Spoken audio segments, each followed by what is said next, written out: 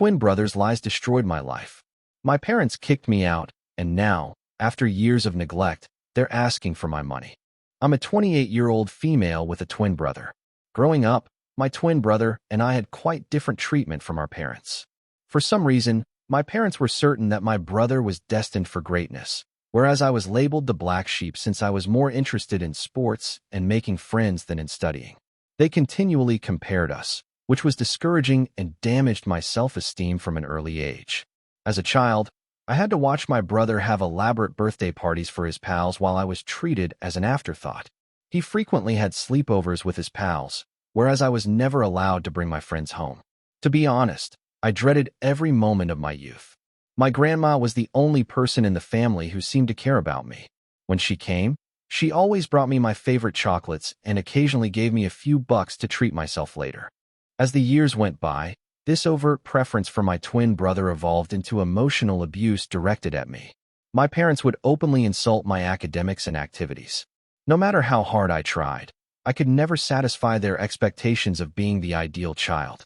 Although I excelled at athletics, they forbade me from participating in extracurricular activities because they wanted me to concentrate completely on my education, just like my brother. As a child, I felt frustrated and helpless. Later, during my sophomore year, I was grounded again, this time for using Snapchat on my phone. I hadn't done anything wrong, but like all teenagers, I downloaded the app to stay in touch with my friends. However, my parents considered this a major crime and a violation of trust because they had barred me from talking with my pals. They went crazy, flung all of my belongings around the room, ripped the doors from their hinges, and informed me I would have no privacy as long as I lived under their roof. Watching my parents attack me in this way, my identical brother, rather than sticking up for me, made things worse. Our parents' wrongful acts produced a toxic environment, allowing him to take advantage of the situation. He developed a habit of lying about me, falsely accusing me of things I never did so he could get away with everything. If he stole something, he'd easily transfer the blame onto me, and my parents, who were already inclined to believe the worst about me, happily accepted his falsehoods. He would insult me in front of my schoolmates and mock my attractiveness. Despite this, I had a large circle of friends at school because I was personable and willing to connect.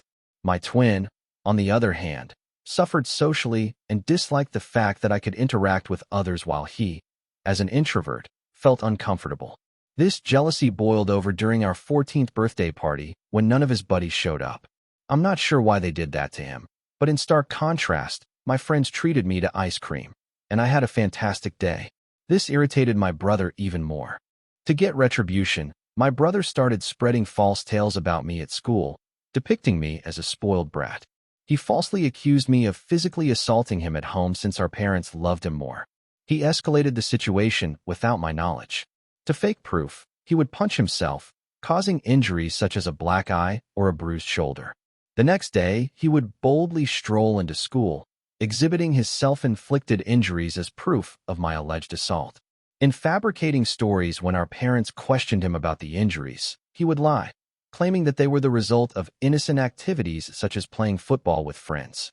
The lies and his supposed black eyes gained traction, and many began to believe his twisted account of events.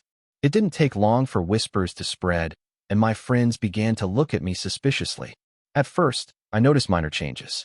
Friends who used to converse with me in the halls seemed distant, and invites to group hangouts grew fewer and farther between. It was as if a switch had been flipped, and people were unwilling to engage with the allegedly pampered girl charged with violence. One day, I got the confidence to ask my ex-best friend what had happened between us. She said that my twin brother had been circulating falsehoods about me. She disclosed the specifics of the lies he had told everyone, accusing me of actions I had never committed. I was stunned to hear her remarks. The emotion was a combination of incredulity and betrayal, as if the ground beneath me had given way. My brother, whom I grew up with, was spreading lies about me, accusing me of things I would never even consider committing. It was a betrayal that struck deep, leaving me with a knot in my stomach and a sorrowful heart. I addressed my brother the following day at school, but he chose to ignore me. I begged him to stop lying about me, but he smirked and said I deserved to die alone. I was at a loss for words since his lies and actions were beginning to frighten me. I wanted to talk to my parents, but I was frightened they would believe my brother instead of me. Isolation stung, especially since I had always been open to establishing friends. My brother's jealousy-fueled lies seemed to be breaking apart the bonds I'd made over the years. The rumors spread among teachers as well. It was a weird sensation, as if I were living in a parallel realm where my genuine self was obscured by the wicked fiction told by my own twin. The lies had progressed beyond typical teenage chatter. They were now influencing how others regarded me. The unpleasant whispers swiftly reached my principal's ears, and my worst nightmare became reality. The principal summoned me and my brother, along with our parents, to his office to discuss the purported rumors. I sat there, my heart racing, as the principal demanded the truth. I believed my brother would finally come clean, but he doubled down on his lies. He told the principal that the reports were real and depicted me as a bully who beat him up when our parents were not around. I could not believe it. Shock rushed over me as my brother continued to tell this twisted story about how I was jealous of him for receiving more attention from our parents. He held to his story like glue, despite the fact that it was all lies. After hearing my brother's story, my mother burst into tears and clutched him like he was a hero. My father tried to console my brother, assuring him that it was brave of him to speak up and that he would ensure that nothing bad happened to him. Following that day, I attempted to defend myself, arguing with the principal that everything was fabricated. I felt as if I was drowning in a sea of accusations, desperately trying to get to the top, but my brother persisted, saying that I was this furious, violent person who took out my emotions on him every day. My mother's tears flowed as she grabbed onto my brother and gave me accusing stares. It was like fighting against a wall of belief in my brother's fabricated story. My principal sharply chastised me, stating that the school did not accept bullying and that these were grounds for suspension. I begged him not to suspend me, but he shook his head, saying he couldn't simply let it go. I implored him, tears flowing down my cheeks, attempting to explain that I hadn't done anything to my brother. The principal sternly informed me that I would be suspended for 10 days so that others would not bully anyone.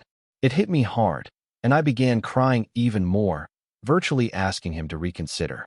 My parents, outraged and embarrassed by the incident, hauled me out of the principal's office. I didn't want to leave.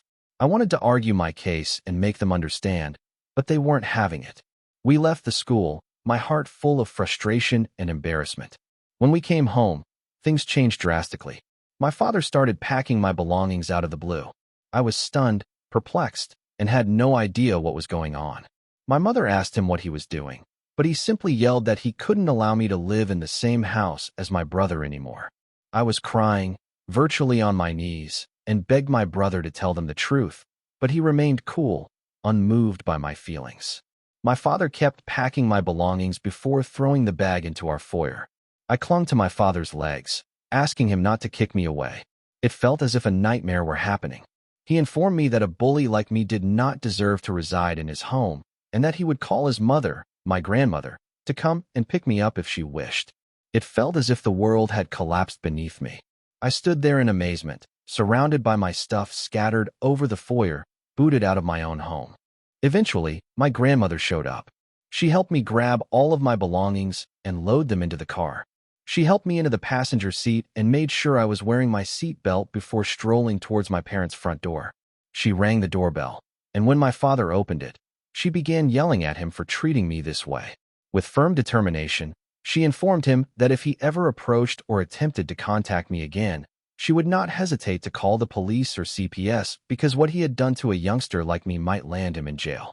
My mother attempted to shift blame by telling her that it was my fault. However, my grandmother was having none of it. She stood firm, defending me, and emphasized that I was only a child and did not deserve to be treated in such a harsh manner. That was the first time I realized how powerful my grandmother was. She did not cower before my parents, and unlike them, she trusted me. We eventually drove away, leaving behind my house, the only place I had ever grown up. I can't even begin to describe how excruciatingly painful I felt at the time. I recall crying on the bed and refusing to eat anything, despite my grandmother's insistence. When I informed her what my brother had done, she was astonished as well. She told me that she trusted my version of the story, and I was relieved that I had at least one person on my side. When the 10-day suspension was removed, returning to school was like going back into the lion's lair. As I entered the familiar hallways, my classmates' expressions told volumes. Judgment, murmurs, and sidelong stares. The weight of the bogus charges remained in the air. Meanwhile, my brother shamelessly ignored me as if I didn't exist. He had made friends with a few people who believed his version of the tale and saw him as the victim of my attacks. I tried to tell everyone my side of the tale, but it went unheard. I was an outsider, saddled with an unfair reputation that stuck to me like a shadow no matter where I went. The classroom, the cafeteria, or the corridors. The eyes that met mine were filled with contempt and suspicion. I became a loner. I would keep my head down, attend all of my lessons, eat lunch alone in the cafeteria, and then return home. I didn't have any friends, and it seemed like no one wanted me there.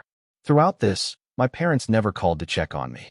My grandmother would continuously remind me that this was not my fault and that things would eventually be fine. I graduated from high school with good grades and was looking forward to attending college, where I hoped to have a better life. It wasn't until I went away to college that I discovered what freedom felt like for the first time. No one was looking over my shoulder, comparing my grades, or attempting to compete with me. I met and became friends with folks who shared my interests. Despite the mental and physical scars left by my family and classmates over the years, I focused on putting it all behind me and making the most of my college experience. During this period, I realized I had an aptitude for content writing. I'd always wanted to be a writer, but I wasn't sure if it would work out in the long run. As a result, I chose to give up on my dream. However, in order to supplement my income, I began working as a freelance writer. I signed up for several freelancing websites, which helped me get tasks from well-known companies. This is how I progressively began to compile a portfolio of my work. Throughout college, I maintained my side hustle and never asked my parents for a penny. When I finished college, instead of taking a corporate job, I realized I could work full-time as a content writer. I was doing well since I had numerous clients and long-term professional ties with them, allowing me to work on multiple projects. Having a respectable freelancing business not only gave me financial independence, but it also enabled me to explore the world as a digital nomad. Traveling helped me heal from my past, even if it was not easy. I saved as much money as I could and took a gamble on myself. I've seen a lot of the world over the years, but there's always so much more to see. My grandma was the only person I considered family throughout all of this, and I cherished her. She was quite unhappy when I moved out, but she knew that I needed to be self-sufficient. Despite my tight schedule, I made it a point to be available for her whenever possible. On weekends, I would pay her a visit, frequently eating meals or simply sitting on the porch absorbed in chats about everything from childhood memories to current events. On weekends, I would spend full days assisting her with household tasks or taking her to the neighboring park for a leisurely walk. I recently completed one of the most important assignments of my career. While I can't reveal the name, I was extraordinarily fortunate to write articles and product descriptions for them. After the job was completed, I asked the team I worked with to submit great evaluations on my websites, which they were delighted to do. I grabbed screenshots of several of their evaluations and shared them on Instagram, understanding that collaborating with this brand was a big deal. As expected, several other content writers congratulated me on my professional accomplishments, and some even printed my article to help get the word out. This is how I began receiving messages from strangers who also wanted assistance with their websites. My family observed this as well, and some contacted me to express their congratulations. My college's principal eventually called me, seeing that I was doing well, and invited me to come to the college for a seminar to talk to students about starting a career as a content writer. I was apprehensive because I'm not good at public speaking, but I decided to take a chance and consent. When I found myself standing in front of expectant faces, sharing my experiences and insights, I felt as if my life had gone full circle. In my speech, I discussed my hardships and how I pushed hard to keep going despite the difficult times. It was a truly rewarding experience to encourage others and contribute to the growth of the writing community. Some of my videos went viral on Facebook as people connected with them. It felt fantastic to be finally recognized for my efforts. Last week, I was asked to talk on a local news program. It was a show about the benefits of content creation, and they asked me to share my experiences and insights with their audience. I was nervous but yet excited about the prospect. During the event, I discussed my experiences, the value of customer feedback, and how a simple appreciation message may lead to fantastic opportunities. The opportunity to reach a larger audience and encourage more professionals in the area was both humbling and exciting. When it finally aired, I uploaded some of these snippets on Instagram since I was honored to be invited to a TV show. This is how my relatives and cousins first learned about my professional accomplishments. Because my parents never mentioned me to anyone, they had no idea I was working with well-known brands and appearing on television shows. This is how word swiftly went among my family. I guess this TV interview must have finally reached my parents' ears because just a few days later, I was working on another project while keeping my phone on mute. When I finished my work, I checked my phone and was surprised to find 6 missed calls from my mother. I was astonished to see her name on my phone because it had been a long time since she had phoned me. After so many years of stillness, I couldn't understand why she was phoning. I hesitantly called her back, and she answered right away. I asked her if everything was fine, and my mother began to congratulate me. My father, who was most likely sitting directly next to her, also joined in on the chat. He began to probe about my life and well-being, and I responded without much thinking. It didn't strike me as weird until they asked how much I was making these days. I explained that it was none of their business. My father answered, "We're family, so don't be shy about telling us your income." I assured him that I was doing well financially. Hearing this, my mother proceeded to describe how difficult their life was these days, and my brow furrowed in suspicion. Basically, this is how our talk went. "Mom, we're retired now, and we've wanted to renovate the house for a while. It's not in great shape, but we don't have any funds left." Me: "Okay. Mom, your achievement has given us hope. We saw your TV interview today and thought you might be able to assist us out by paying for the improvements." Dad: "After all, we are a family. Please do not hesitate to share some of your revenue with us. We genuinely need your help." Me: "Are you kidding me? Why are you asking for money when you haven't even spoken to me in years? I'm not sure what prompted you to contact me, and while I appreciate your congratulations, I won't be able to assist you." Hearing this, my mother began telling me that I was being selfish and that I needed to support them as a family. My father emphasized that as my parents, they deserved to be cared for and that this was the least I could do. I was so angry at this point that I wanted to tell them off. Suddenly, I had an idea. Instead of simply disagreeing with them, I would teach them a lesson once and for all for thinking they could mooch off of me after my parents mistreated me for so many years. I told them that I was willing to help them, provided they agreed to my demands. My father was curious and asked me what it was. Without hesitation, I made my demand. If they wanted my assistance, they had to openly confess in front of our family and friends that my brother was the mastermind behind the false stories that had harmed my reputation. I wanted them to embarrass my brother in front of everyone, just like they had humiliated me by believing his lies and manipulations. I wanted them to accept responsibility for their acts and recognize the anguish they had caused. Hearing about my unacceptable condition, my father began to question the necessity of such an admission. My mother told me that this was all unnecessary and that we could have a private discussion without engaging others, but I stood firm. This was a non-negotiable requirement for any further aid they wanted me to provide. As the tension rose, my father raised his voice, establishing his authority as my father, and began to underline that it was my responsibility to assist my family in need. My mother, in a last-ditch effort, persuaded me to do the right thing and assist them, citing the years they had spent raising me. I couldn't help but see the irony in their sudden appeal. I reminded them of the past, that they had kicked me out, and that my grandmother, not them, had reared me. They became increasingly angry, but I told them unequivocally that if they wanted to approach me and request financial aid, the truth had to be acknowledged publicly, and my brother had to face the consequences of his conduct.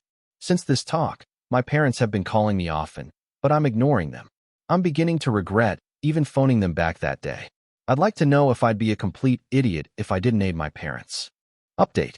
It's been a crazy week since I last shared my story, and the outpouring of support and encouragement has been astounding. It's encouraging to know that I'm not alone. At this moment, I'm happy everyone believes that I shouldn't interact with my parents or even contemplate assisting them after everything they've put me through. I gave them such a requirement since I knew they would be unable to comply. I know they love my brother too much, and even if they've realized by now that it was all his lies, I know they'll never put him through what they did to me. My brother sent me a nasty text message today after my parents tried to call me again and I refused to answer. This is what he wrote. Hey sis, I haven't seen you in a long time, and I can tell you that every day without you has been wonderful. I heard mom and dad contacted you and you offered them a strange ultimatum. You're aware that they will never go through with it, right? They plainly never loved you and will never hurt me. I admit I lied about you 15 years ago, but it's been a long time. So stop being so self-centered and attempt to move on from the past.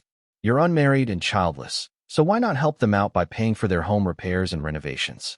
Do the right thing and become a better daughter. Seeing the message felt like a stab in the chest.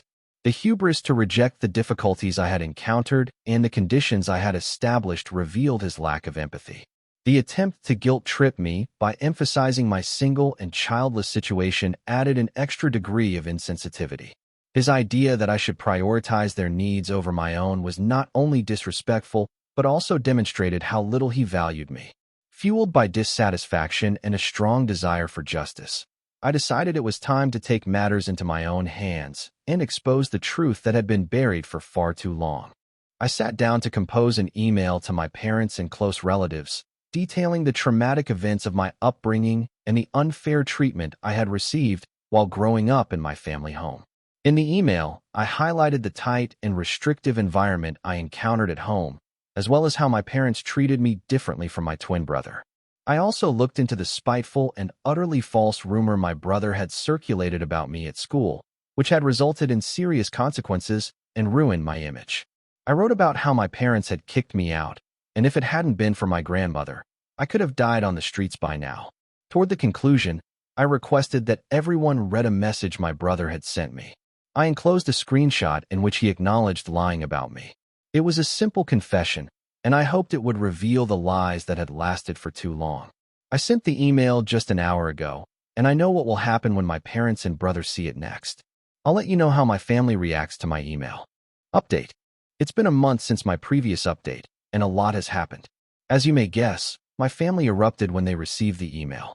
My parents have faced criticism from relatives who were previously unaware of the extent of their favoritism and emotional abuse. Many family members contacted me, saying they had no idea about everything and apologized for not being there for me. My brother and dad sent me a bombardment of text messages that became increasingly hostile and aggressive, so I contacted a lawyer who issued them a cease and desist notice. It basically told them not to approach me again, and if they did, they would face severe legal penalties. I guess this spooked them since they stopped contacting me. My grandmother believes I did the right thing by telling everyone what occurred, and she fully supports me. She is the only person who is important to me. Therefore, I'm delighted she has my back. Update. It's been 2 months since my last post, and I'm pleased to say that everything is going well in my life right now. Professionally, my article writing business has thrived. Invitations to speak at seminars and podcasts continue to come in, confirming my status as a renowned expert in my field. I'm as close to my granny as ever. I recently took a 1-week sabbatical from work to spend quality time with her. She is into gardening these days and has taught me a lot about the many flowers and herbs in her yard. My favorite and most cherished memories are of spending time with her, whether we were sharing meals, having profound conversations, or simply enjoying one another's company. My family hasn't contacted me since they received the letter from my lawyer, so I'm glad they're staying away. Personally, I've started attending therapy in the hopes of working on my own recovery. For the time being, I believe this is the final update. Thank you very much for your support.